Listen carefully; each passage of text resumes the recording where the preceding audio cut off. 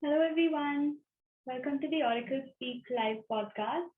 And this is our second episode where we're coming together and bringing a whole wisdom council to give you energy updates as well as an energy healing transmission today. I am Aarti. And I'm Aakanksha, joining you for the second live podcast. And we have Kalashri and Sachi with us today. And we'll slowly bring everybody on board.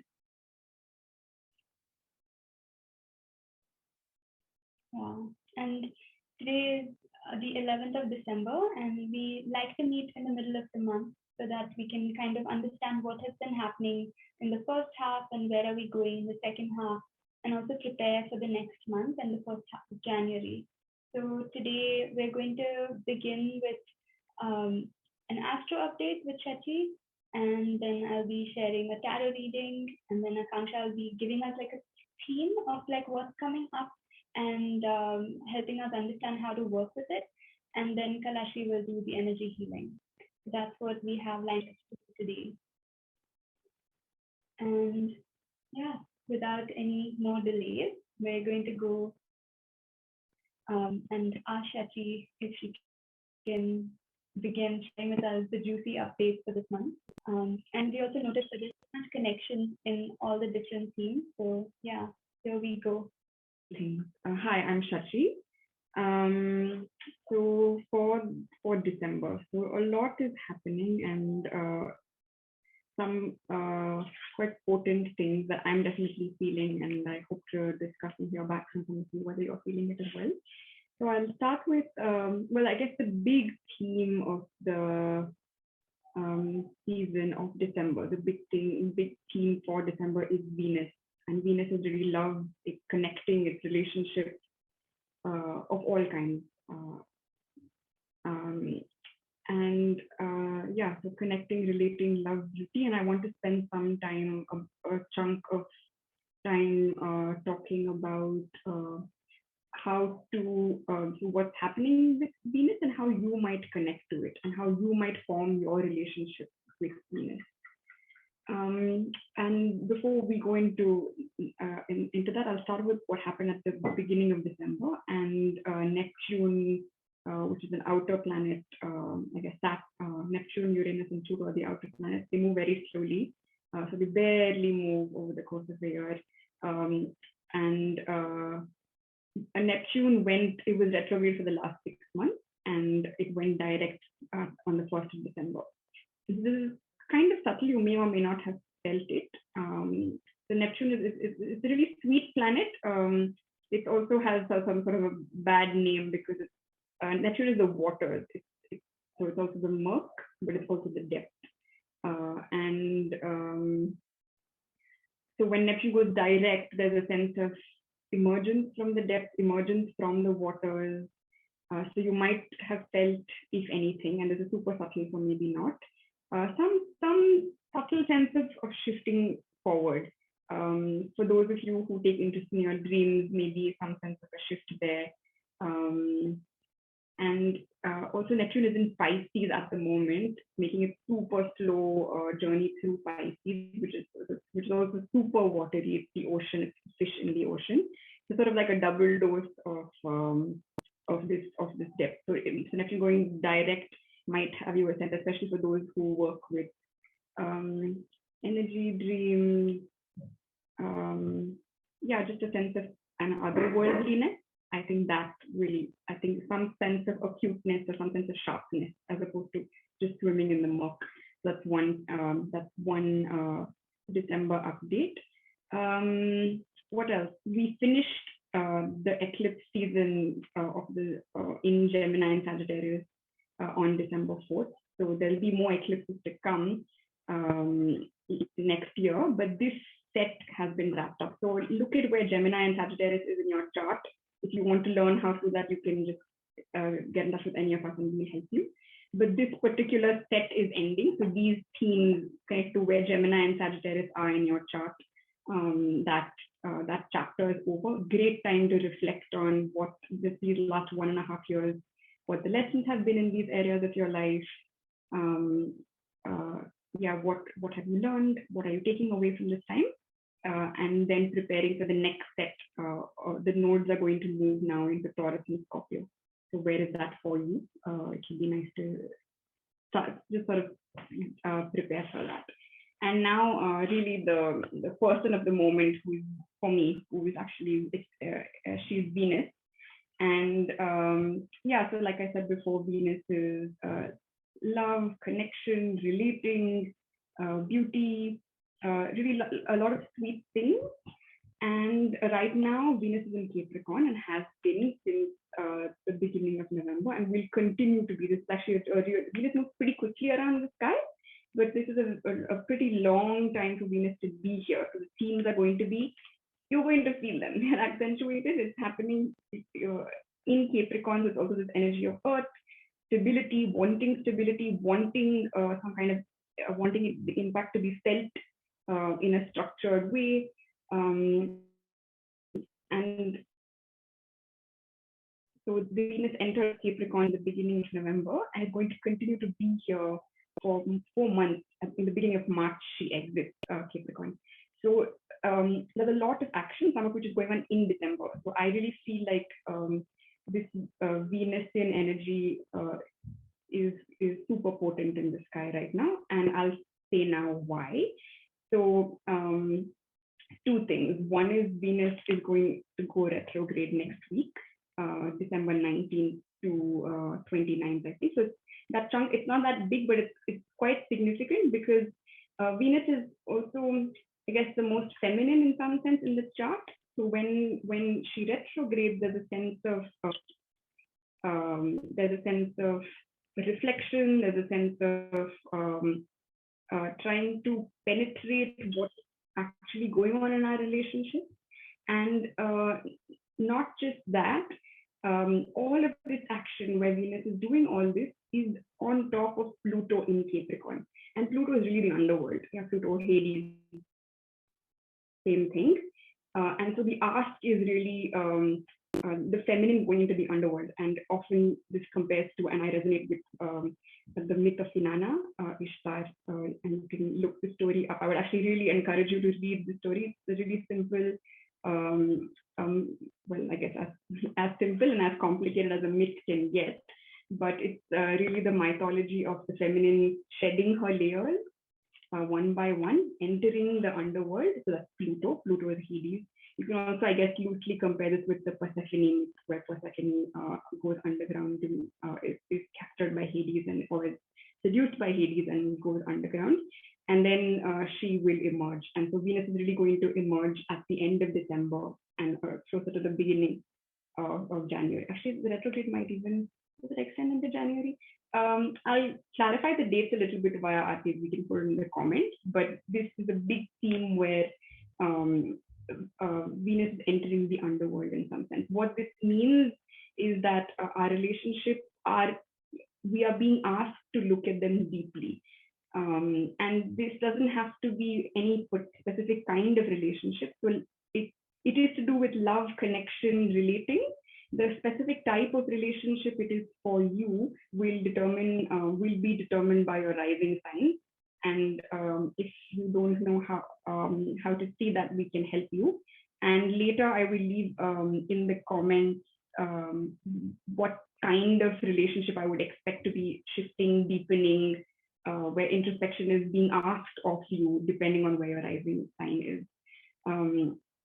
So for example, if your Aries rising, then Capricorn, all this action is happening in your 10th house. Venus and Pluto are in your 10th house. So it might be more of an emphasis on relationships through which you put out energy in the outside world. And then if you're Cancer rising, then this will be in your 7th house of romantic partnerships. So in some romantic partnerships, you are really being asked to introspect, to deepen, to ask, to learn. So I really don't think anybody is escaping this transit, because it's really quite heightened. So just look around your relationship, notice, observe what is being asked of you. And it's not necessarily an easy time. It was not easy for for Persephone to go underground. It wasn't easy for Inanna to shed all the layers and then go to the underworld. But what they get then in return is a claiming back of something that of a part of themselves.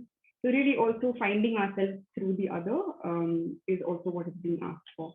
And also this combination of Pluto and Capricorn also speaks to power. So something about power, authority, even our relationship with power and authority.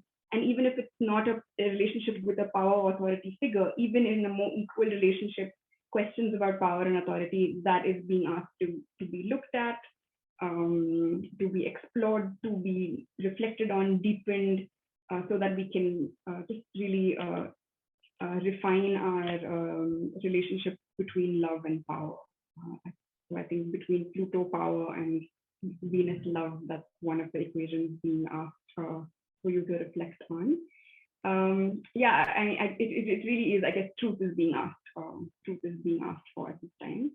And you also might want to reflect on the last time Venus was retrograde in Capricorn was in 2013 December. So just loosely see if any emotional scene within is reminiscent of that time in late 2013. Similar scenes playing out in relationships, or similar emotional chords being touched. So that's something else to reflect on. What else? There's a super fun full moon coming up in Gemini, December 18th, 19th.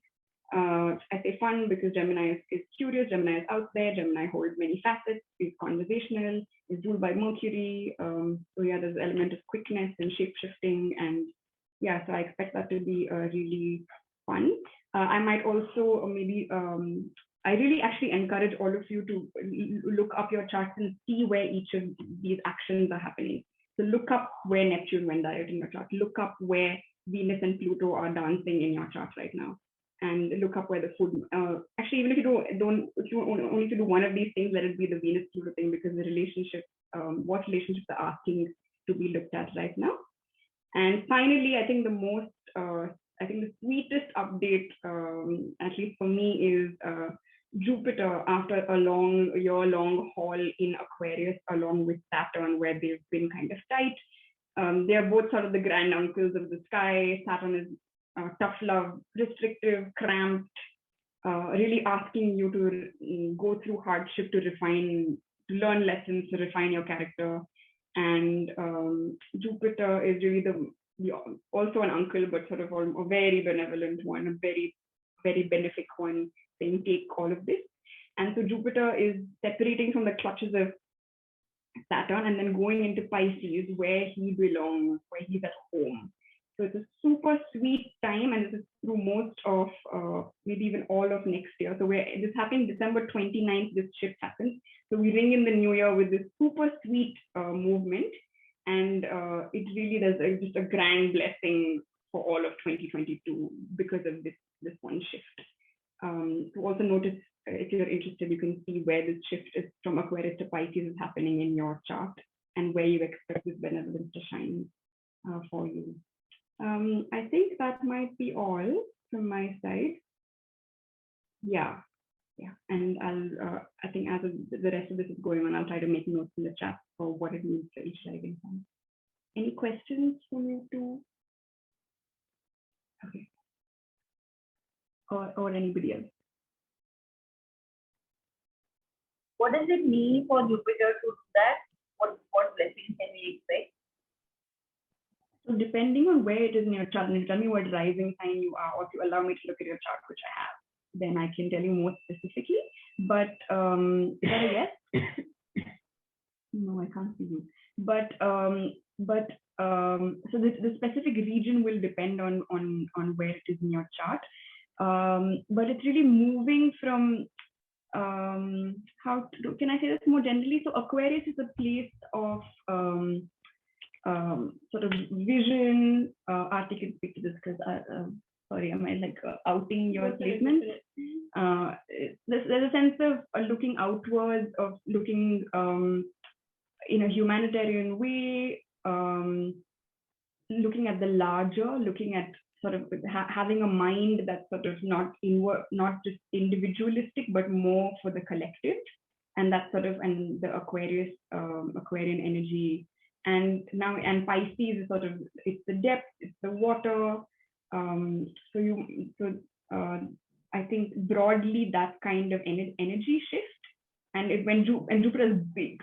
So when Jupiter shifts, that mood will be felt, where things are just sort of, I think it will be maybe easier to enter the depth work perhaps. But I think just even sheer, like, because it's moving away from the clutches of Saturn, and the two planets are getting separated. I think just Jupiter being joyful in Pisces, there's just a lightness around in a way that 2021 just did not have. It's just more relaxed, and it's really there's this overall sweetness that was around everyone's chart, along with, of course, all the other drama that might be happening specifically for different people.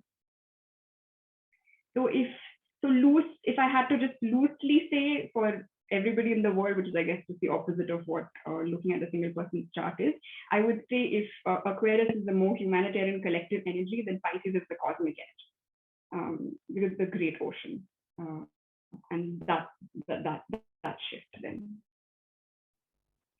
Does that answer your question at all? All right. Thank you so much, Aarti, for really putting a lot of things in perspective. Like while you were speaking, I was like, oh my God, yes. Oh my God, yes. And oh no. And just taking that same thread ahead of Venus moving into Capricorn, and soon even the Sun will be moving into Capricorn. And Capricorn is an Earth sign. And both the cards that we picked today for the question that we always ask, message for humanity, they're both connected to Earth. The first one is get grounded. And it says, empath, highly sensitive, connect with nature. So it just reminds me that right now is a time for us to really come into our bodies, to come into this present moment, to focus more on how we take care of ourselves, maybe what we're eating, how we're sleeping, how are we really interacting with our own selves in each moment, and a time to really fill in our own cup, set better boundaries, have also energy hygiene, so that we're not absorbing too much of what's not our own, and really kind of allowing ourselves to be held by the earth, so that we can feel like all the like there's a lot of also high frequency energy that the earth is receiving right now, and as people who live on this planet, we're also helping in the process of anchoring it. So it's really important to take extra care to receive this light and to anchor it into the earth and allow the process of ascension to happen through us. And to remember that, there is nothing that can replace the care that we can give ourselves. And with that same theme, we have the 6 of discs. And as you can see, it is of a woman massaging someone. And it's a reminder that when we do fill our own cup, and when we do take care of ourselves, we have an abundance of energy to give. And that's the kind of space that we can come from when we share our resources and our gifts. So it's a reminder really to, from that space of fullness, to remember to come out and share with each other, and to allow that gentleness, softness, reciprocity, touch, and in this day and age when we're all online and like really caught up in the world, it's also beautiful to take that moment to come again to nature, to our bodies, to each other, and to really allow that time to be in our senses in whatever way, even if it is through movement or through yoga or even through food, like to really come into our bodies, and also to create exchanges, like to spend some more time with other people, because the 6 of discs is also about connection with people and giving and receiving. So allowing that process of giving and receiving to happen. And also, since Venus is so active, we're going to be learning a lot of lessons in our relationships. So how do we show up in relationships? How do we give? How do we receive? Do we also allow ourselves to, like really be present to the lessons that are coming up? And share, share and open up. Yeah, so that's the message for humanity. And since we're transitioning from 2021 to 2022, we're just going to do a live tarot reading to see almost like a summary or a wrapping up of what, there you go, more earth energy, of what this year has been. And in closing, Kaza is falling out. All right. Okay, take this one. Nice. Yeah, this is exactly what it feels. Cool. And now for 2022.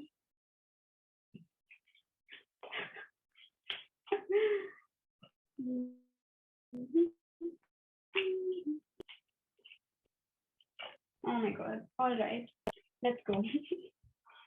So for 2021, in many ways, I think this is the King of Pentacles, and this is another mature Earth card. And it's a reminder that maybe this year, many of us found that stable ground underneath our feet. I know I did. And it may seem fleeting a bit because there has also been a lot of upheaval and changes. But if we really reflect, maybe this year has been one where we got really clear on what we want, what we don't want. We may have become really able to be solid when we care for ourselves. We may have had more physical stability. A lot of us, I know, that have had a lot of physical stability, like maybe having a safe space finally after a long time to really know what we want and what is not helpful, what is helpful, and like really anchoring in that kind of power and stability within and without. And then, of course, like we have the card Valor, Seven of Wands, which is a reminder that this year has been a bit of a challenge. And we've had to like be on top of everything and constantly battling and dealing with things as they come up. There may have been uncertainty and the need to kind of like navigate it as it comes. But at the same time, we've picked up that courage and resilience to move through the ups and downs and have the staying power and the capacity to really like allow the difficulty to arise, deal with it, and then move beyond it. And lastly, we have the card Ace of Wands, which tells me again, like the King of Pentacles, like that this stability and clarity in some ways has allowed for new visions to arise and creative energy to be, bubbling beneath the surface, and new projects, new relationships, new places, new ideas to be generated from that difficulty and from that stability. And like the pot is like brewing and there's like new energy coming in. But at the same time, like the fact that we have the card Valor, like 2021 has been a bit slowed down, there's been delays. We may have had like clarity and we may have the path and the resources, but there is also that energy of like not fully getting there yet. And for things to really mature and be complete, we're going to take the journey of next year. And from some astrology readings that I have done, it seems that this year has been one where we're kind of doing the foundations and things are moving really slowly. And next year is one where slowly things will start coming together and a lot of relational focus. And as we go there, we have the card Eight of Wands. This is very similar to the Seven of Wands that we just picked, but here it's a bit more easeful. It's more forward moving, very quick. A lot of changes, a lot of forward movement, a lot of energy going.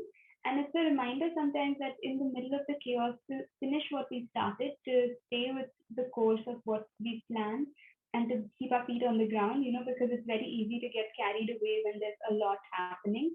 And 2022 does seem to have an energy of a lot happening. So to remember that, stay with it. Again, we have the Knight of Swords, which is also the Prince of Swords in this deck, which is about forward movement, change. So a lot of the same energy, but amplified in some way, because this also reminds us to expect the unexpected. So you can maybe have sudden breakthroughs, miracles, things that you thought will take years happening all of a sudden. your path getting clear out of nowhere. And we have two major cards. One of them is the death and rebirth card, yet again, following us all the time. And we may, in many ways, go through a metaphorical death and rebirth where parts of us, are transmuted and become more integrated and whole within us. Maybe we meet ourselves in a whole deep way and really rise above it. And also personally, collectively, as a world, there have been a lot of unspoken things that are slowly coming out. We're realizing so many deeper realities. And it's really a time to integrate those things, give those things space, and allow the old ways of doing things to be kept aside so that the new can truly come in. And we also have the Lover's card, again, a major arcana. And the Lover's card does bring the focus on relationships again, relationships of all kinds, like Shachi said. And this also is a reminder of opening up our hearts and like really allowing the love in and connecting with others. This card is also about choices and decisions. So it's a reminder that in 2022, to be very aware of our choices and to remember to do it in a space of expansion and joy rather than compulsion and maybe our old habits. So it's really a chance to shed the old and make choices that are in alignment with love and a higher frequency. And we are going to have to do a lot of navigating and course correcting because there seems to be a lot of changes and like a lot of chaos in some way. But remembering to like ground and center all the time so that the magic can kind of flow through us as we stay centered and grounded in ourselves and the earth while sharing our resources with those around us, while placing healthy boundaries and wrapping up the fact that we have some amount of clarity and downloads from 2021. And as we go ahead, it will start kind of building up slowly and gently and also very powerfully from what I'm sensing. And that is the tarot reading for today. And I hope that it supports you in kind of setting intentions for 2022 and wrapping up this year. And I hope you're also able to take some time to reflect on what this year has been for you. And yeah, with that, I'm going to ask Aakanksha to come and give us the juicy stuff. It's already very juicy, guys, and I'm going to add some salt into it, yeah, or some nice Aarti loves sauces. I've been introduced to the world of all sorts of sauce and spices. I'm just going to add some spice to it, okay?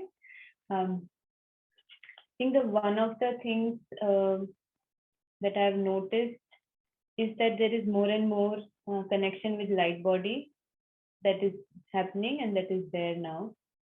And to have some practice for ourselves, very simple, to be able to connect to that, to be able to connect with our soul, to be able to connect with light. Yeah, this is very important.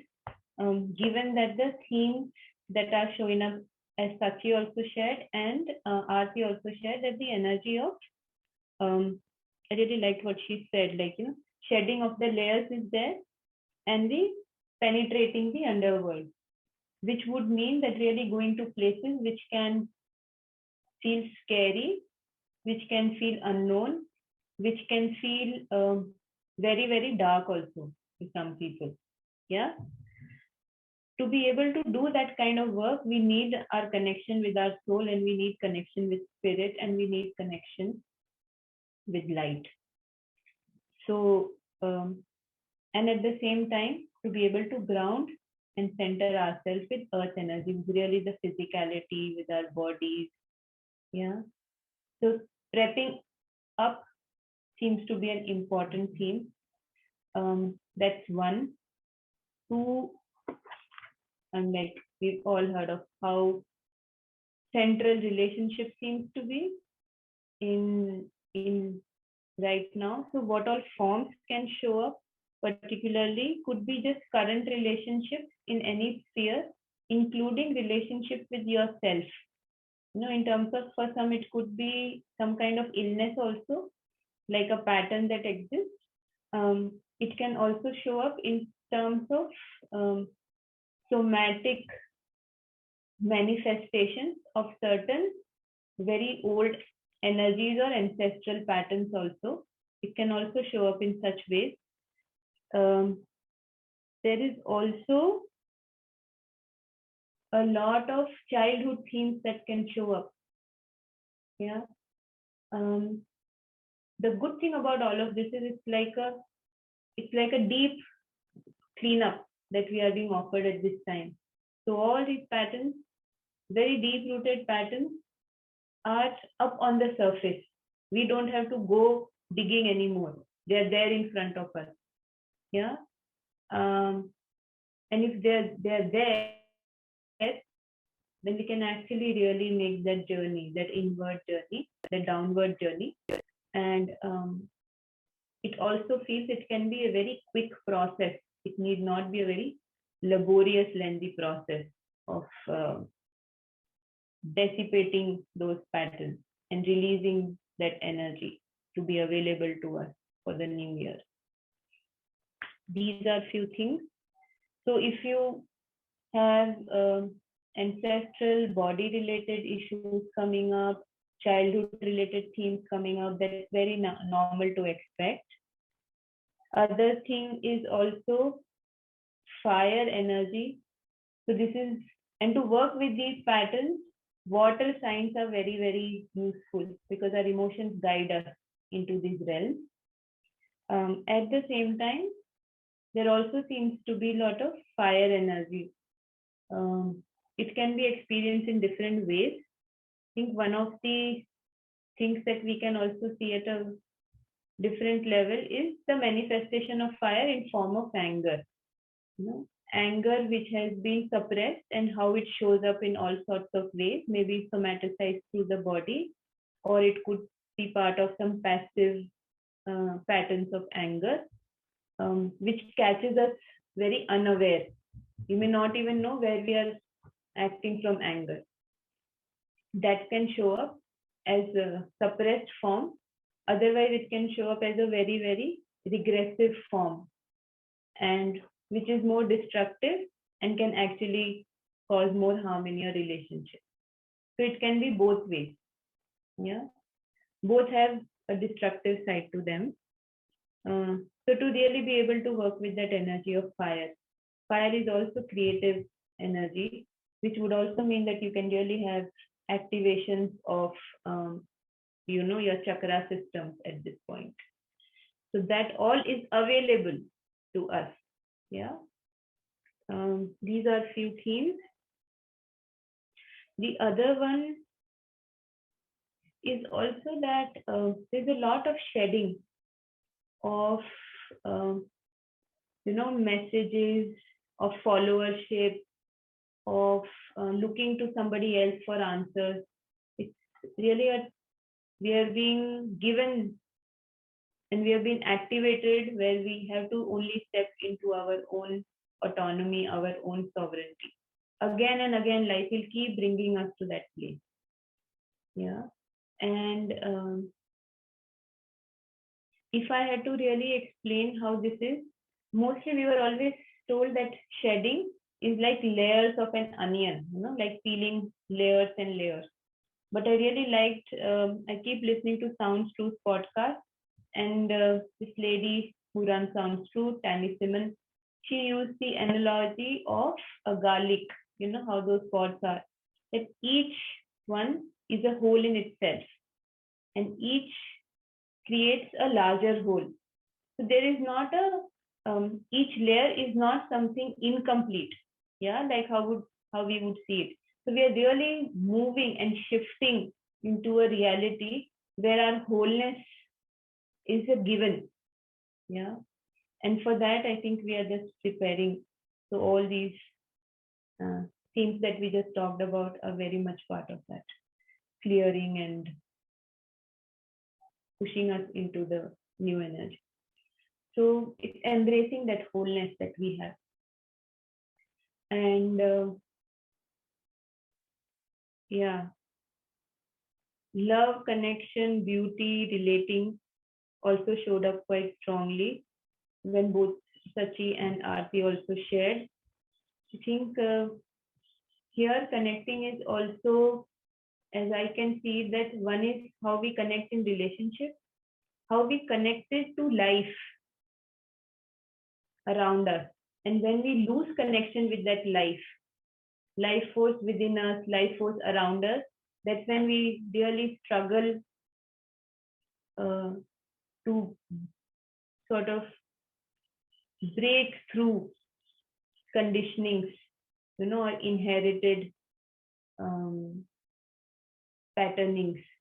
Yeah.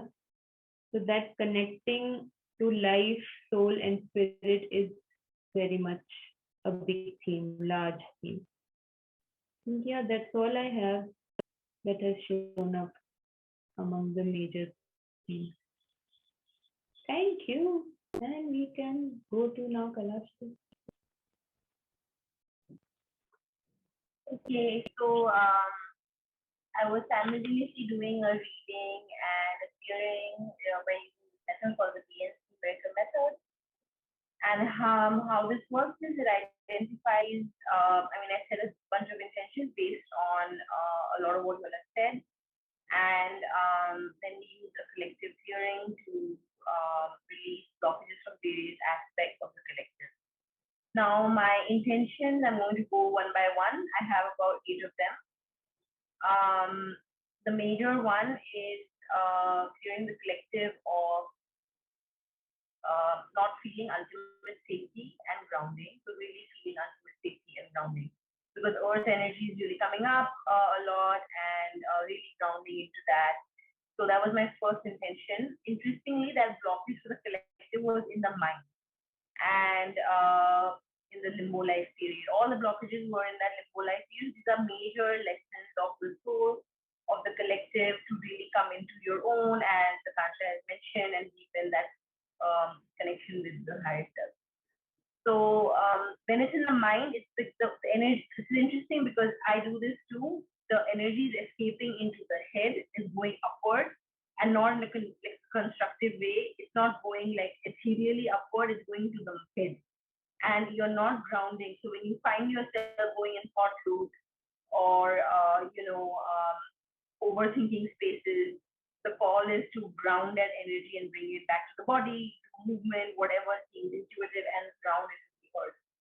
Really like counter that energy going up the head.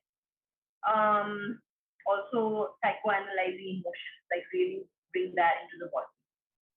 Now clearing collective or deepening the collective connection to the higher self was the next one.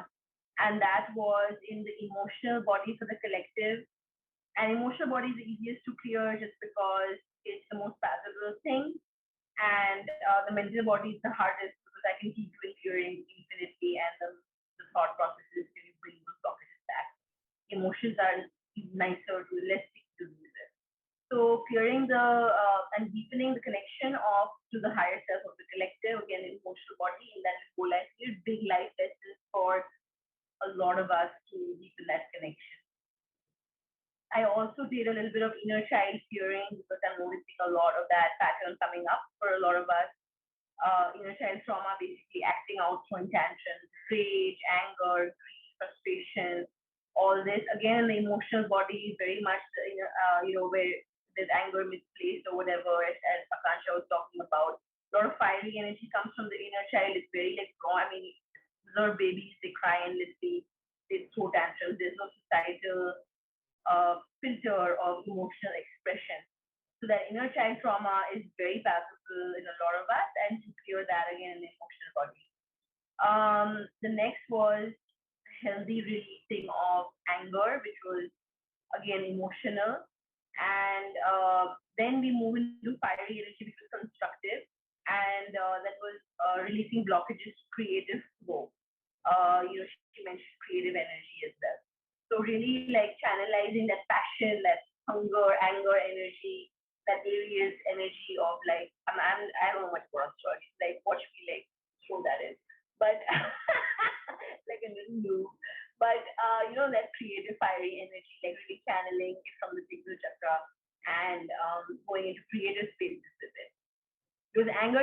have a slight destructive quality, as she mentioned. And so we want to release that in a healthy way and have this creative flow going. Even Aarti has mentioned that there's creativity, bubbling energy that is nascent still, so giving more credence to that. Then I had blockages releasing to achieving a sense of wholeness, which is also, what she mentioned about the garlic pods, and you are whole and not layered or of an onion. So that was interestingly in the etheric body in a parallel dimension. So a lot of us could be having this multidimensional effect of lives of parallel dimensions, and in the etheric body we are feeling fragmented. The dissociation might not just be emotional. Now there are soul parts sort of swimming around in parallel dimensions, and the etheric body is getting like sort of fragmented and torn with the trauma, with the anger, with whatever you're facing, which is keeping you from achieving that wholeness within yourself. So the etheric body is the auric field, and the auric field is fragmented. And so this is just clearing that. And lastly, because a lot of relationship talk has happened with Venus energy, again, I'm not going to branch out into something I don't know. That is in the physical body, which is very interesting. Physical body is obviously the last layer of where the blockages can occur. So the relating, it could mean that, that there has been so much unhealthy relating that now it's almost at a visceral level. You feel like maybe somebody maybe like unhealthily relates to you, and you feel like your heart is like being daggered at, or physically you're feeling like your womb was punched, or something was, your balls were knocked off your guy. I don't know, like the references can they're gonna kick me out of here for my language. Anyway, so there is this block is physical. It's really, we are not just dealing with emotions now anymore. Healthy relating block has gotten physical, gotten real, and really urge some body scanning to be done as well, and seeing what aspects of you are physically in pain or discomfort.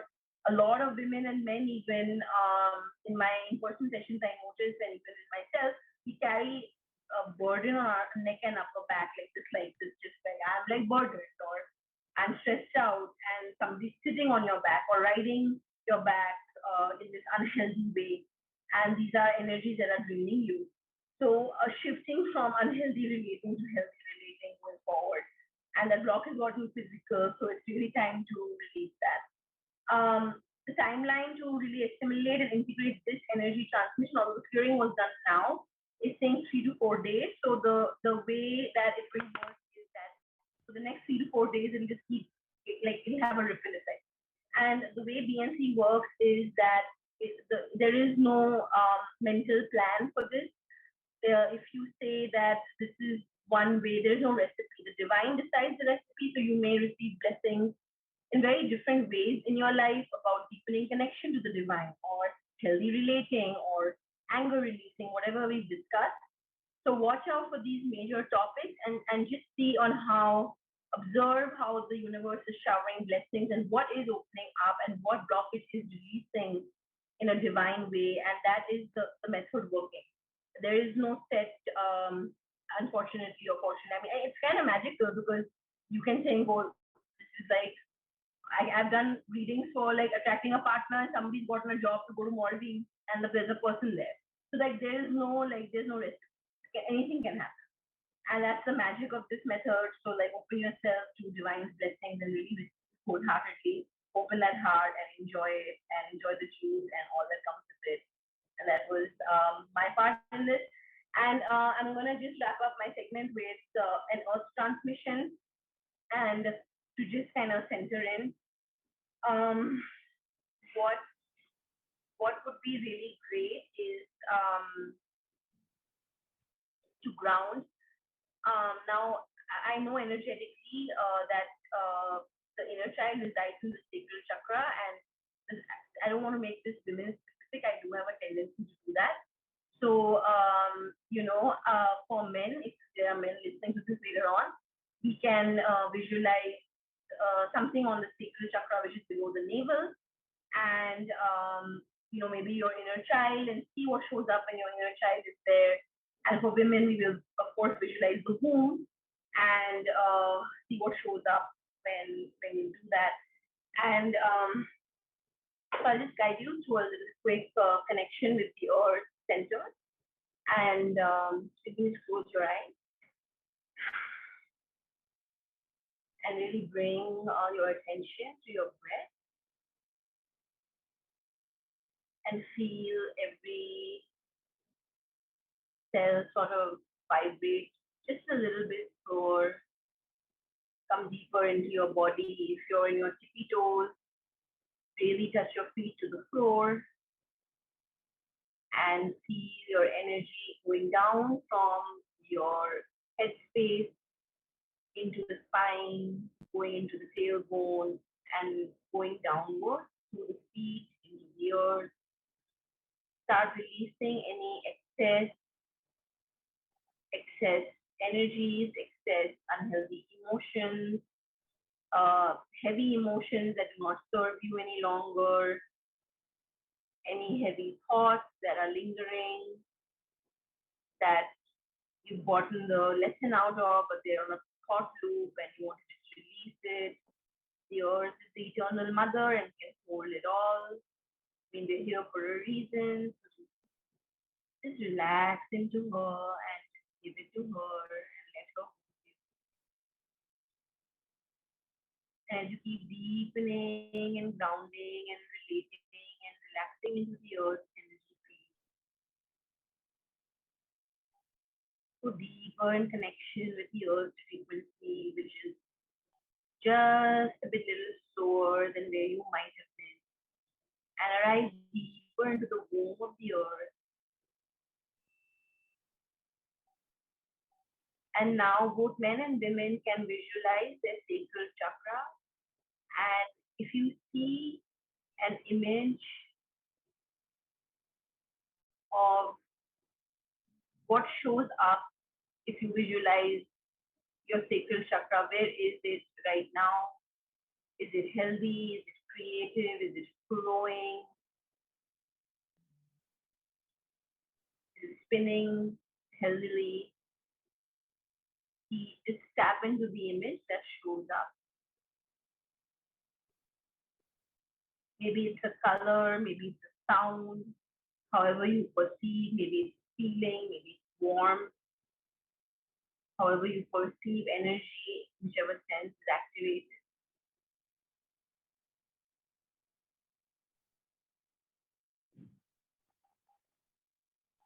And connect the sacral chakra now to the highest version of itself, to the most creative, most conducive, most juicy version of itself, and superimpose that sacral chakra now at its highest frequency onto your current sacral chakra.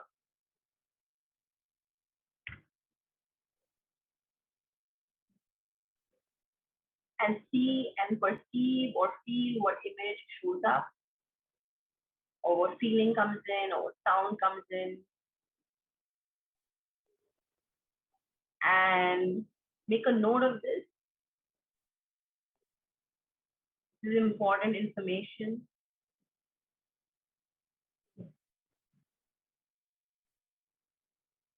Again, connecting deeper into the earth frequency.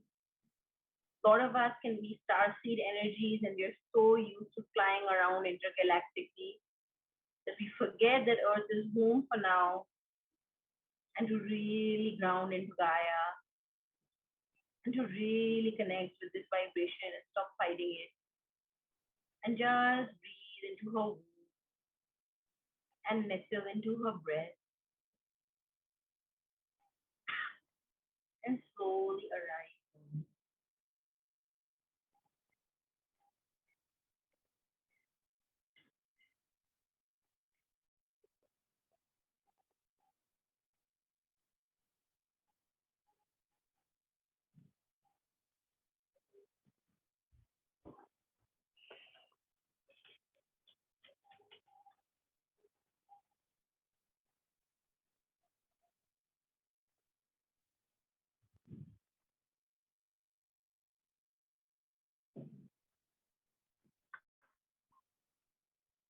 Thank you, guys.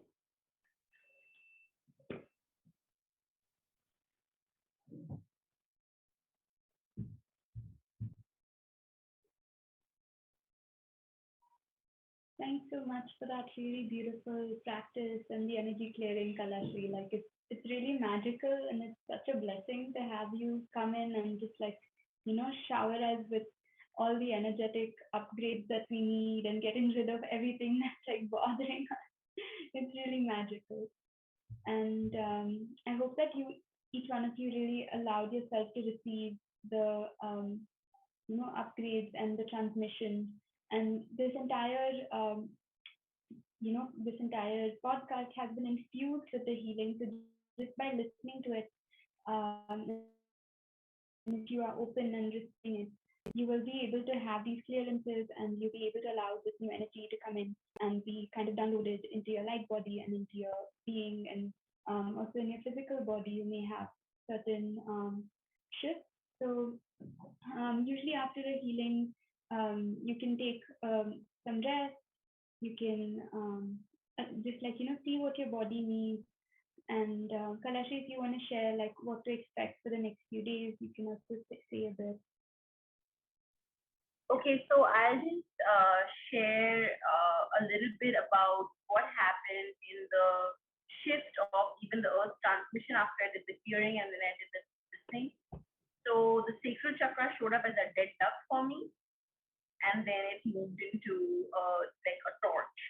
So my point of sharing that personal thing is that the energy of creativity would really start to block. And there's like this stuckness still going on, and this like you're still fighting like stale battles and coming out of old paradigms, and there's this stale energy being like thrown out, and this really like upright, fiery, creative image I got. And since I've been doing this collective hearing today, I think this is relevant for the collective and not just for me, where the energy is super focused now. And the energy is like becoming like creative, like warrior-like I'm focused, like I have a mission, we're going forward. We're not really like, dead ducks. So that kind of shift of like forward movement, of just like observing that, but also like watching, like as she mentioned, that relating can get sweetened from all aspects, in all aspects, and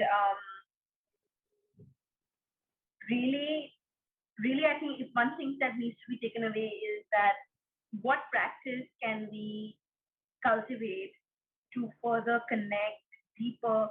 There's also, I think it's really important to listen to intuition. I know every time I listen to my intuition, I get bumped by.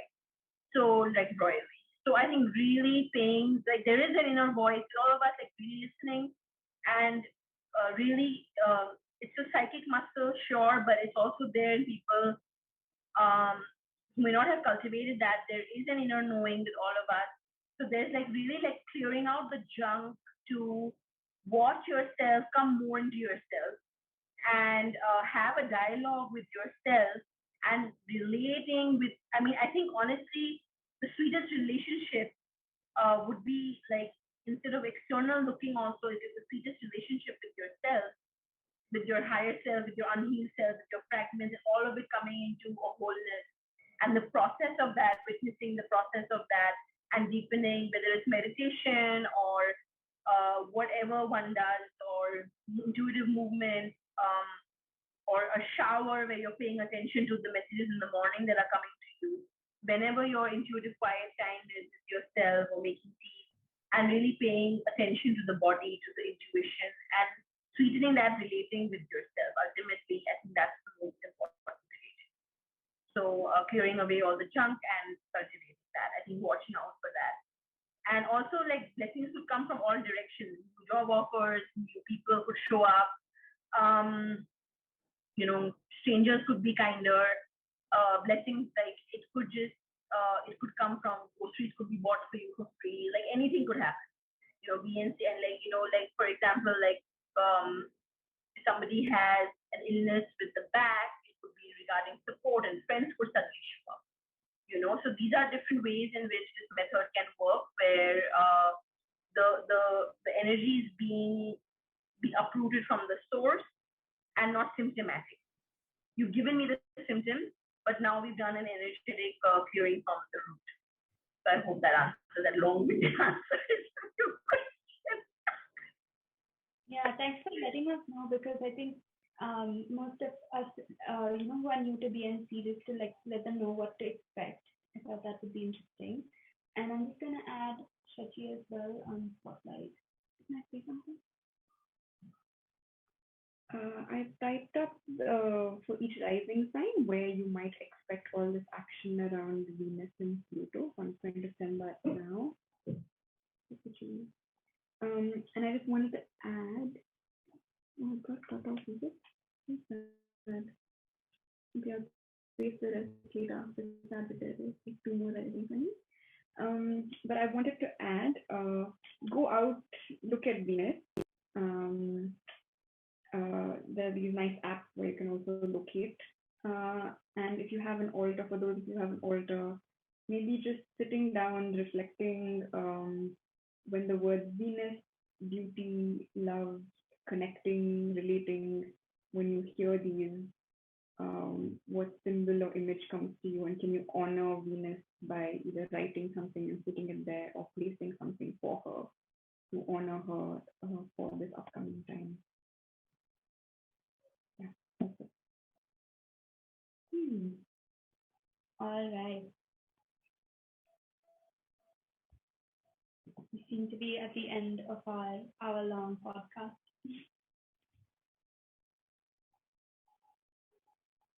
Would you like to summarize, share anything? I think it, as Aarti mentioned, that the whole podcast is infused with the energy, and you can feel something happening throughout at any point of the podcast. And that's what we have sort of created together here today, with each one of us bringing different wholes, different complete parts of a larger cosmic collective energy together. We hope that it reaches you in the way it needs to. If something that really connects with you, resonates with you, take it. If you feel something is not aligning with you, perfectly fine. So take what you need. Yeah. And reach out to us if you have any questions, anything you want to clarify. Even in fact, if you want to further deepen certain maybe areas that are present for you in your life right now, and you would like to reach it and explore it through astrology, through healing, you can reach out to Sachi, you can reach out to Kalashi, through tarot, you can reach out to Aarti. Yeah, something very ancestral, you can reach out to me. So each one of us also do this work individually in our own profession. So that's also there. And yeah, give us your suggestions and ideas and feedback also. How did you like this format this time? Something that you would have liked more, something you would have liked less. Yeah, something new you would like us to add into it. So we are creating it together. At this time, 4 of us sort of came together, and Aarti keeps bringing us together. And this is what got created this time. And same thing is with those of you who are watching it. When you share it with us, that also weaves into the next one as to how we will be building this podcast. So thank you to all those who are listening or watching. And as always, it's a pleasure to be doing this together with the new but ancient friends, I would say. Yes. Time seems to have a different connotation when we come together in this fashion. So thank you for listening to us. Thank you. Bye.